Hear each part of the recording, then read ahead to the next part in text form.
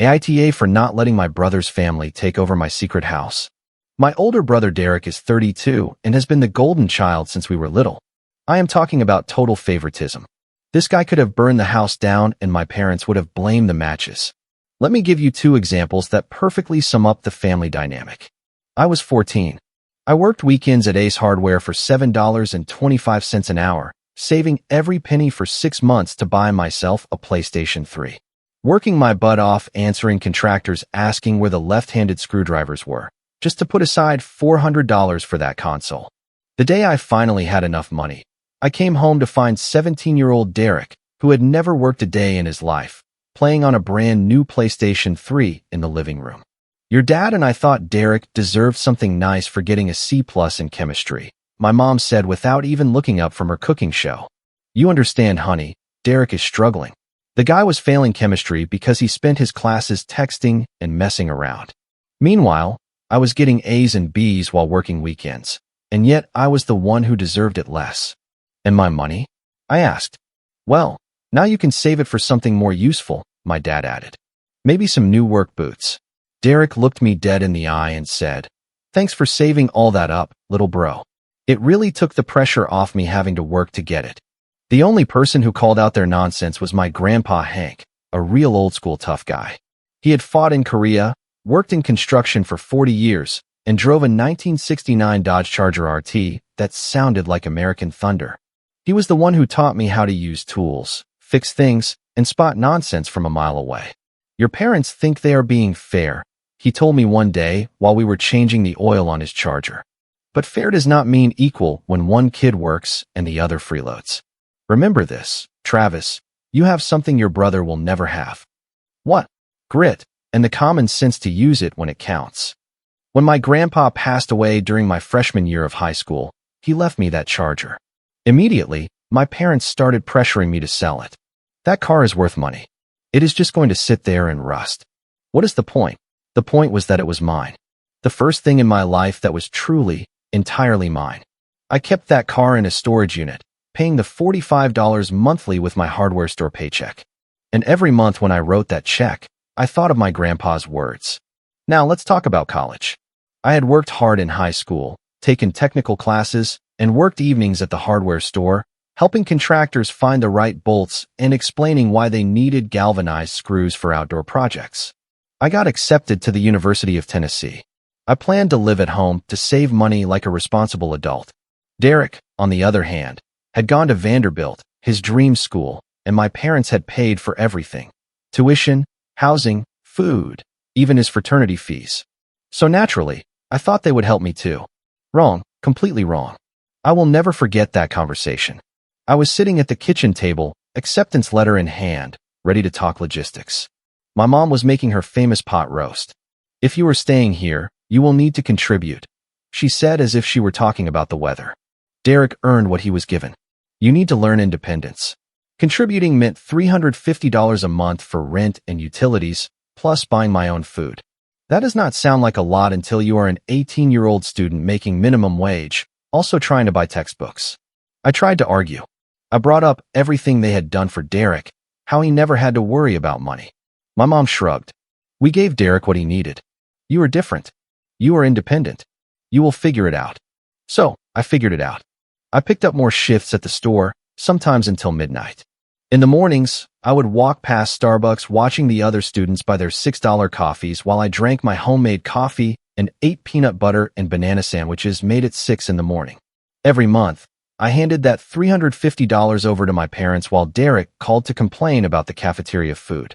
The unfairness was suffocating, but I told myself it would pay off one day. The only thing keeping me sane was knowing my grandpa's Charger was waiting for me. After college, I moved out of that house and found a small studio apartment in Knoxville. That is when my childhood best friend, Corey, really came through. He pulled up in his old Ford pickup, a cooler full of drinks, and no questions asked. "We are finally getting you out of the family house," he said. "It is about time." Corey is a mechanic. He always has an opinion on everything. We had been close since middle school. "Do your parents know you are leaving?" he asked me. "They will figure it out when I stop paying rent," I replied. Savage. Respect. He helped me move everything in 2 trips, even when the elevator was broken. When we finished, he cracked open 2 drinks and looked around my tiny apartment. "Well," he said, "it is tiny, but at least it is yours." That is Corey for you. Brutal honesty wrapped in loyalty. I started my career as an entry-level welder in a fabrication shop, working long hours, living on frozen meals and pure determination. Corey would come over after his shifts at the garage, usually with takeout and stories about the customers who thought they could fix their transmissions themselves. One night, after a few drinks, I told him about the charger sitting in a storage unit. "Wait, you have a 69 RT rotting in a storage unit," he said, almost choking on his drink. "Dude, that is like keeping a unicorn in a closet." "I cannot exactly work on it in my apartment parking lot," I replied. "Fair point. But the day you get a real place of your own, we are taking it out and making it roar again." Meanwhile, Derek graduated with a degree in communications and moved back home. He spent his days playing video games and talking about his entrepreneurial plans while our parents continued to fund his life. When he finally landed a job at a marketing firm, they threw him a celebration dinner at Longhorn Steakhouse. When I was promoted to lead welder after 2 years of grinding 60 hours a week and learning specialized welding, they took me to Applebee's and spent the entire meal talking about how proud they were of Derek for finding his passion. Then Derek started dating Amanda, a nice girl but someone who had never kept a job for more than 6 months and for whom budgeting was a foreign language. My parents welcomed her like a queen. They got married in a ceremony that cost more than my first truck. My parents paid for everything, from the flowers to the open bar. After the wedding, Derek and Amanda moved into a house my parents helped them buy. Not a loan, a gift. They called it their investment in the family's future. Very quickly, the kids arrived. Colton, then Brooke, then little Kaylee. My parents became the most devoted grandparents in the world, buying toys and clothes, offering to babysit whenever Derek and Amanda wanted to go out. They opened college funds for them and started planning vacations to Dollywood. I try not to let it get to me, really, but every family gathering reminded me exactly of my place. The kids would run around with their new toys while I stood in a corner watching my parents shower them with attention. Derek and Amanda would complain about the struggles of parenting, and my mom would immediately offer solutions. More babysitting, home-cooked meals, help with the mortgage when things got tight. I started avoiding family gatherings. It was easier than pretending. Good. Corey told me when I said I was done with Sunday dinners. Those people are taking advantage. Spend your weekends doing things that actually matter. Then I decided to buy a house. I had been saving for years, living below my means, putting away every possible dollar. I had enough for a down payment, and I was tired of throwing my money away on rent. But above all, I wanted something that was mine, something no one could take from me or hold over my head. And honestly, I wanted a garage so I could finally work properly on the charger. Corey was immediately on board. "It is about time you stopped making your landlord rich," he said. "I know a good realtor."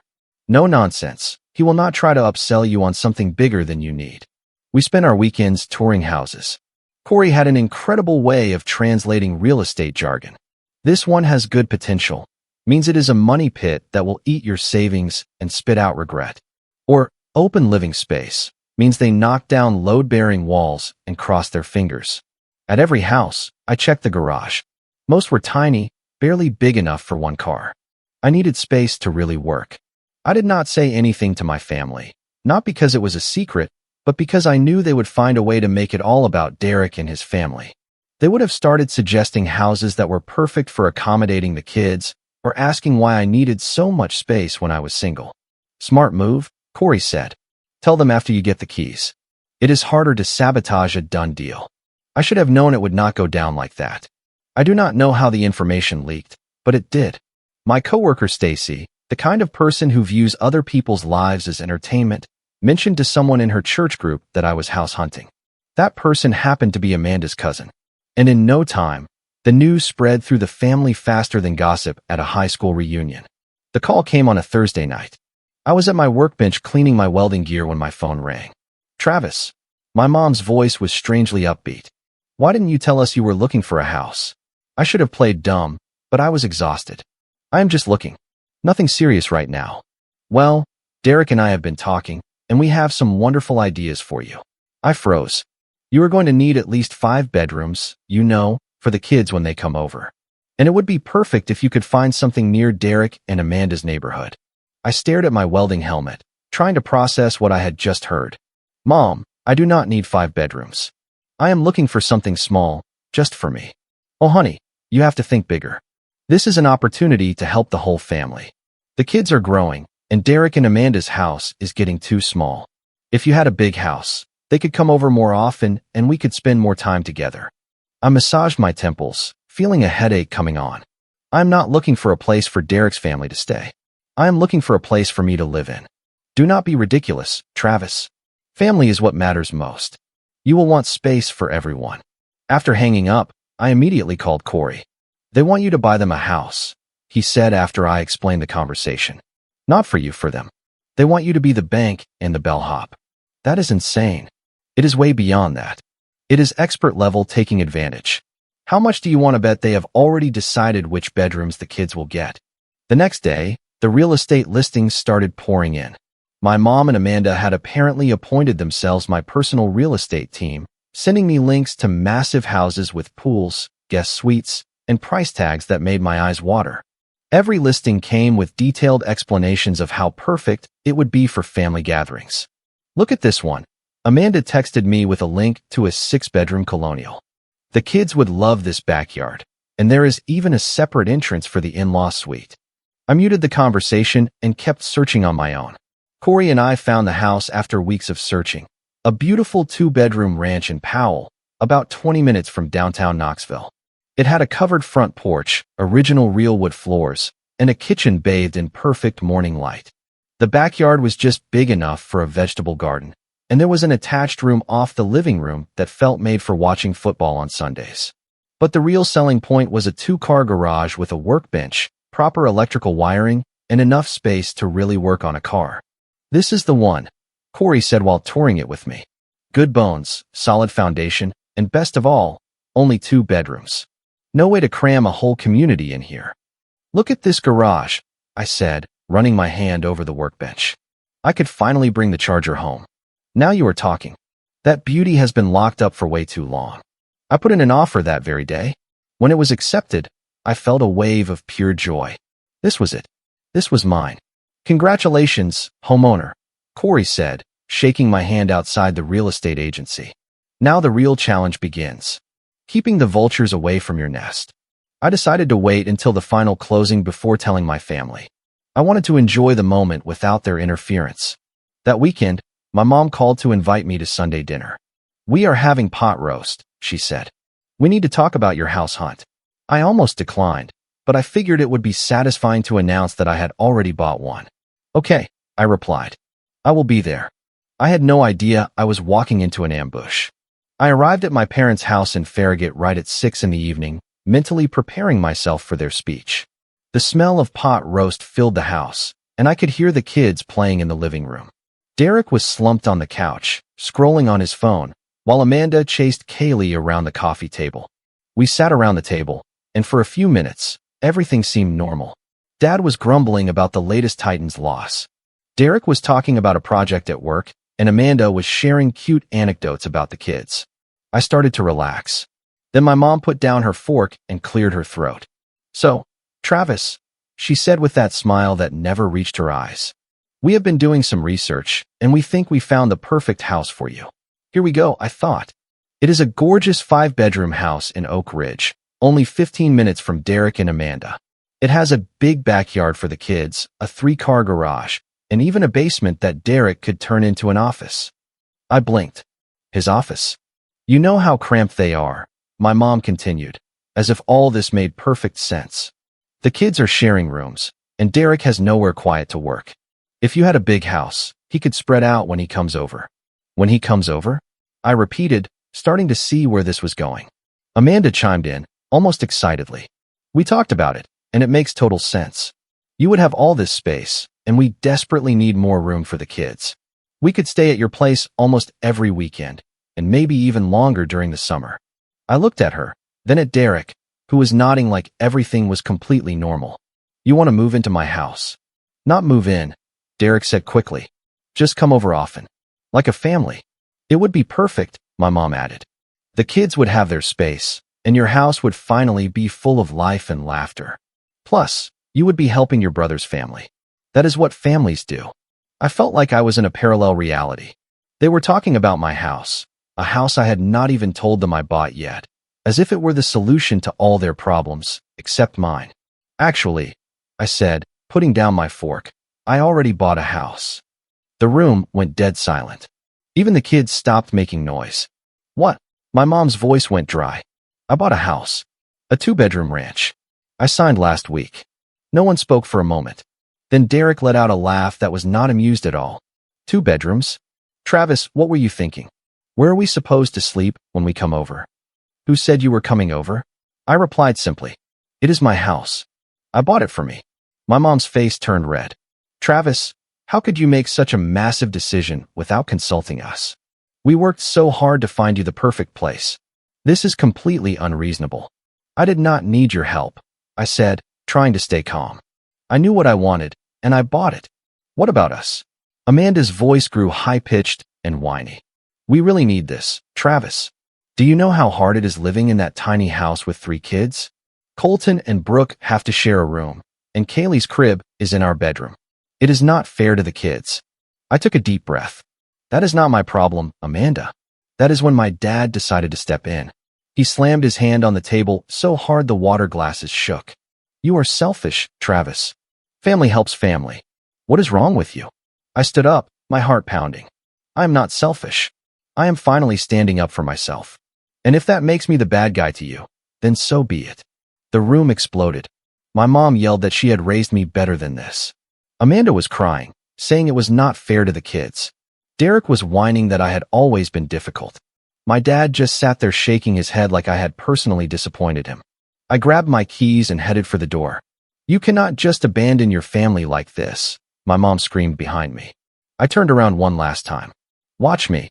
Then I got in my truck and drove straight to Corey's garage. I found him leaning under the hood of a Chevy Malibu, swearing at a stubborn alternator. So, how was family dinner? He asked without looking up. They wanted me to buy a 5-bedroom house so Derek and his family could move in. Corey stood up, wiping his hands on a rag. Excuse me. I told him everything. The ambush, their plan, the argument. Holy smokes, he said when I finished. They really went into full taking advantage mode. Huh? What did you tell them? That I already bought a house. Corey's face lit up with a massive grin. You absolute legend. They must have lost it. Pretty much. Good for them. You want a drink? We stayed in his garage until midnight, talking about my plans for the house. Then I talked about bringing the charger back. When are we getting it out of storage? Corey asked. Next weekend. Fantastic. It is about time that beauty sees the light of day again. I thought it would end there. I was wrong. The messages started that very night. Amanda sent me a picture of the kids crammed into their bunk beds with the caption, "Look how cramped they are. Do you really think this is fair?" I did not reply. The next day, I woke up to 25 missed calls from my mom and a series of increasingly panicked voicemails. Travis, we need to talk. You are being unreasonable. Think of the kids. Derek is so upset. I thought family meant something to you, but clearly I was wrong. Mom did not even sleep last night. She is so devastated. I showed the messages to Corey when he came over to help me move in. Good Lord, he said, scrolling through my phone while carrying a box labeled kitchen. It is like a guilt trip factory. Want me to answer for you? What would you say? That their housing situation is not your emergency, but with much more creative wording. I muted their numbers and tried to focus on getting settled, but it was hard with the constant notifications. They moved on to Facebook, posting passive-aggressive statuses about family loyalty and sacrifice. Amanda posted a picture of the kids with the caption, "Some people forget where they come from. Family sacrifices everything for you, and this is how you repay them." The comments were brutal. People who did not know the whole story were calling me selfish and ungrateful. My own aunt, who I had not spoken to in years, called to lecture me. I heard what is going on with Derek. Can't you find it in your heart to help? Family comes first, Travis. This was the same aunt who forgot my birthday every year. I blocked her too, but the harassment was starting to weigh on me. You know what your problem is? Corey said while installing new locks on my front door without me even asking. You are playing defense when you should be on the attack. What do you mean? You are letting them control the narrative for everyone. You are the villain who abandoned his family. It is time you told your side. But I was not ready yet. I hoped they would eventually let it go. The weekend after I moved in, Corey pulled up with his truck and a trailer. D-Day, he said. Operation Free the Charger. We drove to the storage unit in silence. When I opened the metal door and saw my grandpa's car under a dusty tarp, I felt something crack inside me. Wow, Corey whispered. She is beautiful. We pulled off the tarp. Even covered in 3 years of dust, the Charger was incredible. A deep B5 blue metallic paint job still shining under the grime, chrome bumpers that needed polishing but were rust-free, and those legendary wheels. She is going to need work, I said, running my hand along the fender. But the bones are solid. That is what weekends are for, Corey replied. We brought it back to my place. Seeing the Charger in the trailer was more emotional than I expected. It was the last thing I had of my grandpa. Bringing it home, to a place where I could finally work on it, felt like honoring his memory. Once it was in the garage, Corey cracked open 2 drinks. Your grandpa had good taste, he said. What is the plan? Get her running first. Then we will see. This became our Saturday routine. Corey would show up with coffee and donuts. We would work on the car, then sit on the porch drinking and talking about everything. The car became our therapy. Every bolt, every part cleaned or replaced, was one step further away from the family drama. And Corey had a talent for making even the most frustrating mechanical issues bearable. The carburetor is flooded again, he would say. But that is just her way of saying she missed us. Working on the Charger gave me an escape. Whenever my phone buzzed with a new guilt-tripping text, I would go to the garage instead of getting angry. Then everything escalated. Derek and Amanda showed up at my house unannounced. I was in the garage with Corey, trying to start the engine for the first time in 3 years, when I heard car doors slam. I looked up. All 3 kids were running toward my gate, while Derek and Amanda walked up behind them carrying overnight bags.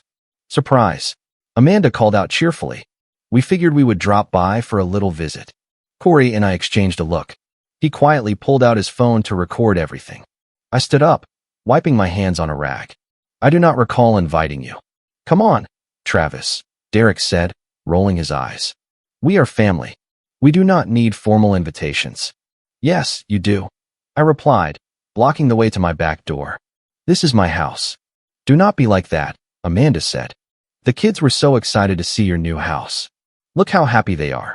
Colton and Brooke were indeed running around my backyard, trampling my vegetable garden and ripping up the flowers I had just planted. Little Kaylee was sitting in my tomato patch, making mud out of the soil I had prepared. Get them out of here, I said in a dangerously calm voice. They are just kids, Derek said. They are not doing anything wrong. They are messing up my yard. Get them out now. Why are you talking like that, bro? Derek finally looked up from his phone. Get out of my house. Get off my property. Take your kids and leave. You are being ridiculous, Amanda sobbed. We drove all this way to come over. I did not ask you to come. I did not invite you. This is my house, and I want you to leave. Fine, Derek said, finally looking annoyed. But do not expect us to keep trying to include you in this family. You are making your choice. Yes, I replied. I am. They left, but not before the kids tracked mud all through the house, and Kaylee broke one of my picture frames. I spent the rest of the day cleaning. Corey helped me without even being asked. Once we were done, we went back into the garage. You want to take your anger out on this carburetor? He asked, handing me a wrench. It is being pretty stubborn. That night, after Corey left, I stood in the garage looking at the Charger and thinking about my grandpa. He would have told them to back off a long time ago. Maybe it was time I started using a little more of his grit. After changing my number and blocking them on social media, the harassment died down for a while. Corey and I spent the weekends working on the house, rebuilding the yard, furnishing the living room, installing a ceiling fan in the bedroom. But our main project was the Charger. After 3 weeks of work, we managed to get it running. And the first time that 440 engine roared, I swear I felt my grandpa smiling somewhere. Listen to that, Corey said with a huge grin. That is the sound of freedom. I started to hope they had finally gotten the message. I buried myself in work. I made progress on the house, on the car. I even started going out again.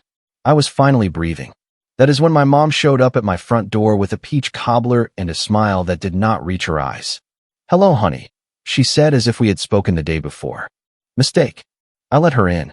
She set the dessert on the counter and looked around as if inspecting the place. "This is very nice, Travis. You have done an excellent job." "Thanks," I said, waiting for the catch. "I wanted to apologize," she said, sitting down. "Things got a little out of hand. We were wrong to pressure you. You worked hard for this house, and I should have respected your decision." For a second, I almost softened. Maybe she was being sincere. "I thought we could start fresh," she continued. "I would love to come back and visit you, maybe with Derek and the kids." And there it was. "I do not think that is a good idea," I said calmly. "Of course, I understand," she replied with her fake smile. But I could see her eyes scanning the room, as if measuring the space. She asked very specific questions, including whether I kept a spare key. After she left, something bothered me. The timing was too perfect. Weeks of harassment, and then suddenly, she wanted to make peace.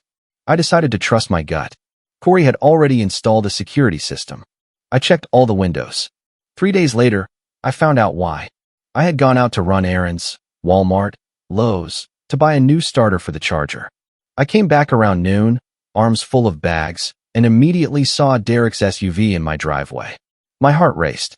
I swung the door open, and there I heard them. Voices, laughter, kids running around. I walked in. Derek, Amanda, and all 3 kids were set up in my living room with suitcases. They were unpacking their things. "What is this?" I yelled. "Oh, hey, Travis," Derek said, acting like everything was completely normal. "We decided to move in while you were out. Mom gave us her key." "What key?" I stared at him. "You people are completely out of line." "Do not be dramatic," Amanda said, pulling out clothes. "We really need the space, and your house is perfect. Mom said you would understand." "Mom does not live here," I screamed. "I do. Look, Travis," Derek said in his usual condescending tone.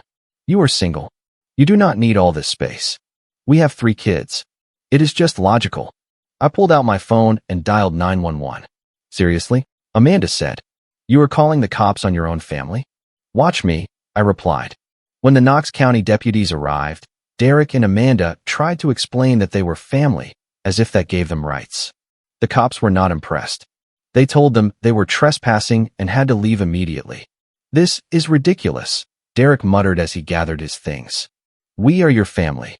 "No," I said, watching them load up their suitcases. "Family does not break into someone else's home." After they left, I called Corey. "They did what?" he said. "They moved the whole family in with suitcases." "I am on my way," Corey said. "Do not touch anything until I get there." He arrived 20 minutes later with a toolbox and a look like he was ready to handle business. "Where are they?" he demanded, looking around as if expecting to find them hiding somewhere. "Gone. The cops forced them out." "Good. Now we are changing these locks, and I am going to install a few upgrades they will not see coming." But that was not enough for me anymore. I was done. I called a lawyer and had cease and desist letters drawn up for all of them. The letters detailed everything: the harassment, the trespassing, the social media attacks, and made it crystal clear that any further contact would result in legal action. Corey had another idea. "You know what you need?" he said, pulling something out of his truck. "Housewarming gift." It was a custom doormat with big black letters that read, "Unauthorized Family." "I had it made specifically," he said, grinning. "A little truth right at the front door." I burst out laughing. The first real laugh I had in months. "Are you serious?" "No, I am pragmatic. Now everyone knows what to expect before they even ring the bell." That same day, I did something I had never done. I posted back. I made my own post on social media, calmly explaining my side of the story. I did not name any names, but I laid out the facts: that I had bought a house for myself, that certain family members expected to live there for free, and that when I refused, they launched a harassment campaign that escalated to an unwanted intrusion into my home. The reaction was immediate. Friends I had not seen in years reached out to support me. Co-workers from the shop said they had been through similar situations. Even some extended family members who had heard a completely different version apologized. But the best part was the silence. Derek, Amanda, and my parents stopped calling, stopped writing, stopped dropping by unannounced. For the first time in months, I had found my voice, and it was powerful. A few weeks later, I received a letter from a lawyer representing Derek and Amanda. He threatened to sue me for alienation of affection and intentional infliction of emotional distress. That made me laugh. My lawyer laughed too. "This is ridiculous," he said. "They have no case. If anything, you could sue them for harassment and trespassing." I thought about it, really, but in the end, I chose to focus my energy on building my new life rather than destroying their delusions. That weekend, Corey showed up with Chinese takeout and a cooler full of drinks. "Celebration dinner," he announced. "You officially survived your family trying to ruin your life. That calls for General Tso's chicken and cheap booze." We sat on my back porch, eating noodles and watching the sunset over my perfect little yard. The next morning, we were back in the garage. The charger was running, but we were fine-tuning the details. New brake pads, fresh fluids, chrome polished until it shined like new. "Your grandpa would be proud," Corey said, buffing out a scratch. "Not just of the car, but of you." "Yeah," I replied, adjusting the carburetor. "I think so too." Today, I am sitting in my living room, coffee mug in hand, looking out at my tomato garden that I replanted and is now thriving. The morning light is streaming through the windows, and I can hear the Charger's engine warming up in the garage. Corey is already out there installing the new exhaust. My phone is quiet. My house is mine, and I am finally free. Sometimes people ask if I miss my family. Honestly, you cannot miss something you never really had. So for anyone out there going through something similar, your life belongs to you. And sometimes the best thing you can do for yourself is to cut out the toxic people. Once and for all. Comment. "Hey everyone, this one really hit close to home for a lot of you, and I get it. I've learned that protecting your peace isn't selfish, it's necessary. Setting clear boundaries is one of the kindest things you can do for yourself. You deserve to build a life that feels safe and truly yours. Taking responsibility for your own happiness changes everything. Sometimes walking away from toxicity is the beginning of real healing. Remember that genuine love and respect go both ways, never just one direction. Choosing yourself doesn't mean you don't care about family. It means you finally value your own well-being. I hope this story encourages you to reflect on where you might need stronger boundaries in your life. You're allowed to create a calm, happy space for yourself, and I truly believe you deserve it. If you like the stories, don't forget to leave a comment and support the channel by subscribing. See you in the upcoming stories.